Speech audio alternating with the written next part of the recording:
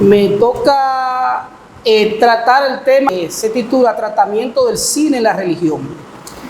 En primera instancia, una de las preguntas de los temas que tiene que ver con la relación que existe entre cine y religión es la parte propagandística de la propaganda, de cómo el cine viene siendo como una especie de medio de difusión de una determinada religión. Viéndolo desde ese sentido no habría más nada que hablar, pero la pregunta está en cómo el cine permite que la religión tenga una representación mucho más concreta en la mente del individuo. Sin embargo, en primera instancia, el título de tratamiento de la religión puede parecer inadecuado, ya que refleja plenamente la complejidad del tema. Alternativa como que se trate como el cine como propaganda de la religión o teología del cine podría ser más precisas en este caso. La primera sugiere un análisis de cómo las películas pueden promover una ideología. Sin embargo, el objetivo principal es analizar el fenómeno religioso dentro de las esferas del cine. Esto implica entender cómo permite cosificar o concretizar el tema. Un ejemplo de eso podemos encontrarlo en un filósofo francés de nombre Jean Baudrillard, en el texto que se titula Cultura y Simulacro, donde Baudrillard habla de lo que es la hiperrealidad. Él sostiene que hay un momento en que la realidad presente, la realidad latente o la realidad inmediata que posee el individuo puede ser desplazada, puede ser sustituida por una realidad imaginaria, que es la que puede poseer, que se construye en la mente del sujeto. En ese sentido, podemos decir que, viéndolo desde el punto de vista de la religión, del cine, la religión puede adquirir una realidad totalmente diferente a la que se ha presentado. Fuera de la religión como una verdad, como un tema sociológico o como un tema sociológico o psicológico, está el tema de si la religión, cómo el cine aporta. Un ejemplo de eso yo quiero llevarlo a la película de los 10 mandamientos. Cómo un evento que es de fe puede ser concretizado a partir del fenómeno o del efecto del cine. Cómo eso que el individuo se imaginaba como algo de fe, que lo creía porque alguien lo decía y tenía que hacer el esfuerzo de tratar de representar mentalmente, el cine se encarga de concretizarlo mediante lo que Gilles Deleuze llama imágenes en movimiento, de cómo ese efecto logra ser prácticamente verdad. O sea, en la película de los 10 mandamientos de Demille, Cecil Demille, cuando él agarra y crea el efecto del mar dividiéndose en dos, el individuo no está sentado en la butaca, sino que el individuo se encuentra allí dentro del público, del grupo de personas, de los actores, presenciando lo que es el efecto, el milagro de la división del mar. Un ejemplo de ese punto lo podemos encontrar, para que lo podamos entender mejor, a partir de un autor llamada de apellido Camacho, Arlindo Camacho, donde Arlindo Camacho plantea, analizando el tema del mito de la caverna, del efecto que se produce cuando el individuo está frente a la película. Dice Arlindo Camacho que tan pronto las luces se apagan, sucede un fenómeno inusual, y es que el lugar del individuo, la butaca, queda vacía y el individuo ya se encuentra dentro de la película viviendo los azares del personaje central. Por esa razón, un director de cine llamado Alfred Hitchcock, tuvo problemas con uno de los dueños de las productoras, porque él quería darle el papel de maleante a uno de sus protagonistas más connotados en el momento. Y el director o el empresario decía que no, porque colocar al personaje en el lugar del asesino, al personaje central, o al actor, colocarlo en el lugar del asesino, era tú poner al personaje, al espectador que estaba disfrutando la película, a ser el asesino él, y algo que podía destruir la imagen de ese actor. Con esto quiero señalar de cómo el cine logra ese efecto de asimilación de parte del personaje con relación a la religión. Cuando Cecil DeMille en la película Los 10 Mandamientos produce la parte de la división del Mar Rojo, las 10 plagas también, el espectador se encuentra en ese momento sufriendo los mismos azares de la película. Eso es el caso de los 10 mandamientos. También está en la película La Pasión de Cristo, de cómo de Mel Gibson, de cómo las personas, cuando salió la película, yo fui al cine y todo el mundo estaba llorando. ¿Pero por qué? Porque hay un momento de empatía entre el espectador y el personaje de la película. No era lo mismo para una persona leer en el libro de Isaías, capítulo 53, o en los evangelios, el tema de la pasión de Cristo, que verlo cómo era torturado, de ver los latigazos que le daban los romanos, y la persona que estaba en ese lugar vivía el tormento del héroe. En la escena, en esa misma película, cuando la madre, el niño Jesús va caminando, que se cae, que hay en esa escena que la madre va con una cubeta de agua, y cuando ve que el niño se cae y tropieza con un fogón que había, que la madre sale corriendo, una madre que estaba al lado mía, a mi lado, se rajó a dar gritos. ¿Por qué? Porque gracias al efecto del cine hubo una empatía donde entre el personaje central y el espectador. Es el efecto que hace el cine. O sea, que los elementos que son epúreos o los elementos metafísicos, como la religión, la duda y sobre todo la parte del bien y del mal, esos elementos quedan totalmente al alcance del espectador. Yo hasta ahora estoy hablando de lo que es la religión cristiana, pero ese efecto del cine no solamente puede lograrlo en la religión cristiana, sino que también puede lograrlo en otras religiones, como en el caso del satanismo o en el caso de los demonios. Y un ejemplo es la película que se titula El Exorcista, no las que han venido después, sino la primera de 1973, que está basada en la novela de William Blake, con el mismo nombre. Hay un momento en que se da la pugna entre lo que es el bien y el mal. Y eso es sobrecogedor, eso es, como diría otro, eso es bellísimo ver esa metáfora de cómo la muchacha Megan se va transformando, poseída por el demonio, cómo ella va transformando de la imagen de una niña tierna. Y fíjense cómo comienza el guionista, que es el mismo autor, comienza primero con la ruptura de la inocencia de la niña, y es cuando la madre está hablando, que era una actriz precisamente de cine, está hablando con el productor, la niña baja y frente al productor comete o incurre en un acto total de imprudencia desagradable de orinarse.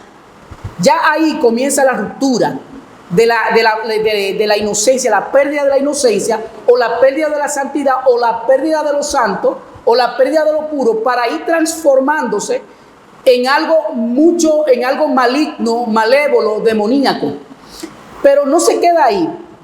Hay una parte de la escena, y eso es gracias al cine, la magia del cine, y es cuando están reprendiendo el demonio.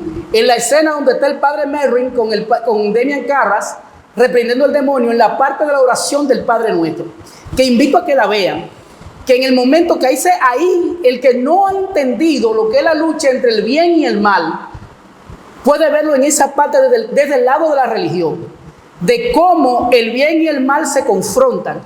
Cuando el padre Merrin está citando el Padre Nuestro, y en la medida que va tirando el agua bendita, como el agua bendita va cortando la piel de la niña poseída, que es lo que dice Baudrillard, cuando habla de la hiperrealidad, que hay un momento en que la realidad queda desplazada, la realidad inmediata queda desplazada por una realidad mucho más acabada, mucho más perfecta, terminada, que dice Baudrillard que no tiene que ver absolutamente nada con la realidad presente, porque esa realidad actual queda sustituida. Y lo cito porque cuando alguien habla, el que habla de la división del Mar Rojo, o el que habla de la pasión de Cristo, difícilmente lo haga al margen o libre del efecto del cine, sin pensar en la película La Pasión de Cristo. De hecho, hay una película de los 10 mandamientos. Hay una película que está basada en un médico famoso llamado Manos Milagrosas, que cuando el muchacho va donde la madre a contar la historia del predicador que estaba hablando de cómo sucedió un milagro de un ratón que evitó que matara a un predicador, un ratón azul, inmediatamente dice en la memoria del niño, y el cine entonces lo que hace el director del cine, que replica la imagen, lo que el niño se está imaginando. ¿Qué refleja eso? El cine. El efecto de cómo esa realidad que el niño estaba escuchando va desplazando, ya no sería una realidad, dice Baudrillard, sino que es una hiperrealidad, una realidad que está por encima de esa. Bueno, pues en el caso del bien y del mal, la pugna entre el bien y el mal, esa realidad queda sustituida en la película.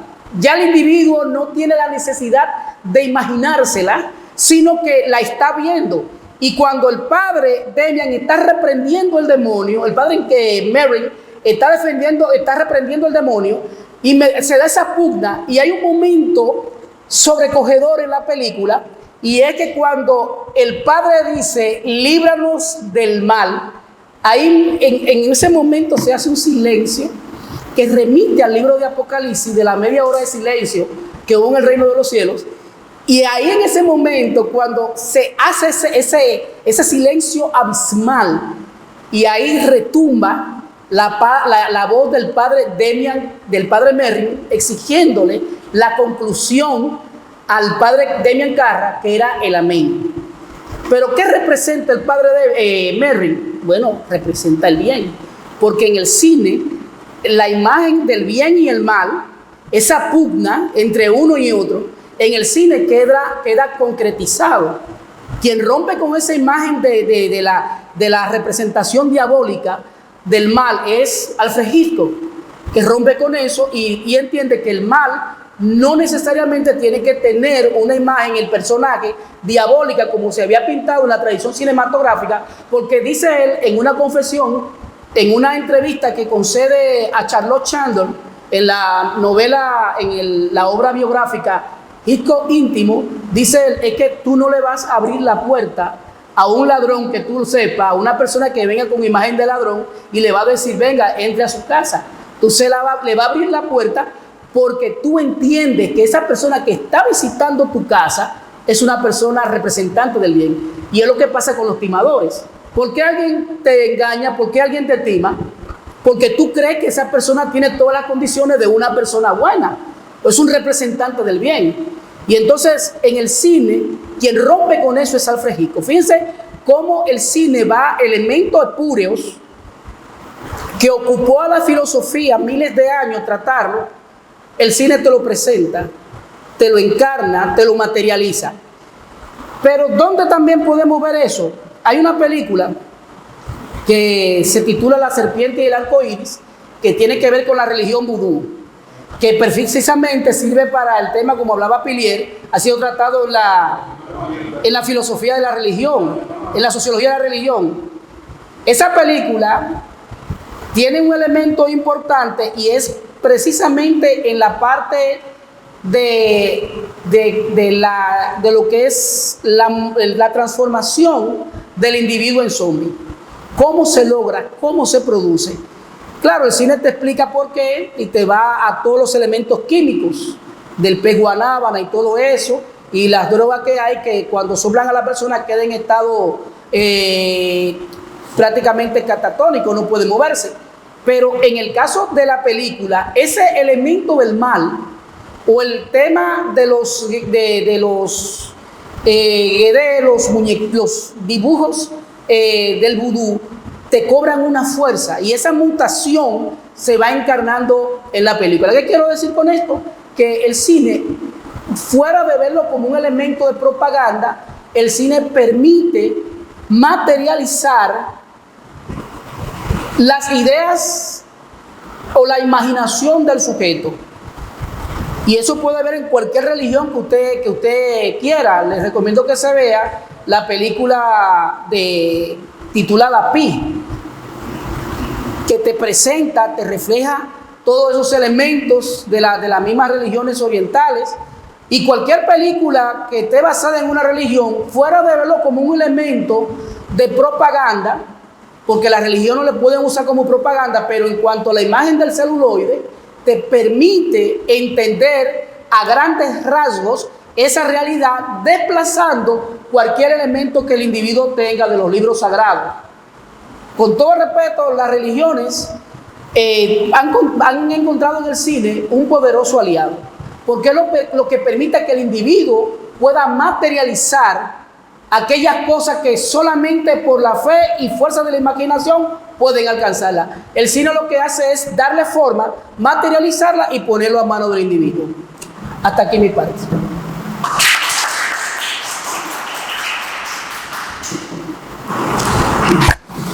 Bueno, pregunta. Ahora pasamos a las preguntas.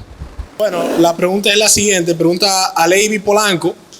O sea, que las películas no son apegadas a las escrituras, o quieres decir que estas cosas que presentan en las películas solo son inventos fantasiosos.